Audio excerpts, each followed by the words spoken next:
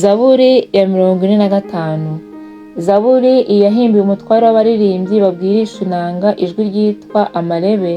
Ni zaburi ya bene Kora yahimbishijwe ubwenge. Ni indirimbo y'urukundo.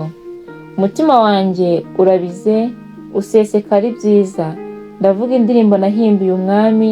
Ururimi rwanjye ni ikaramu y'uwandika vuba.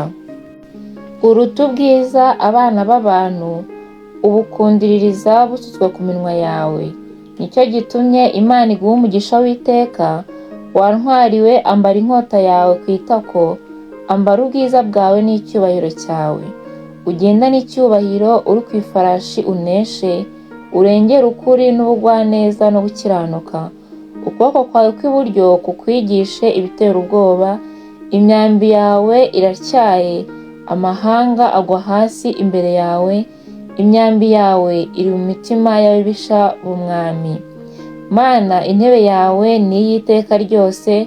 Inkoni y'ubugabe bwawe ni inkoni y'utwara agororoka. Wakunze gukiranuka wanga ibyaha. Nicyo cyatumye Imana ariyo Mana yanjye igusiga amavuta yo kwishima kukurutisha bagenzi bawe. Imyenda yawe yose ihumura ishangi n'umusanga na kesiya. Inanga zo mu mazu yubakishijwe amahembe y'inzovu zirakwishimishije. Mu bagore bawe b'icyubahiro harimo abakobwa b'abami.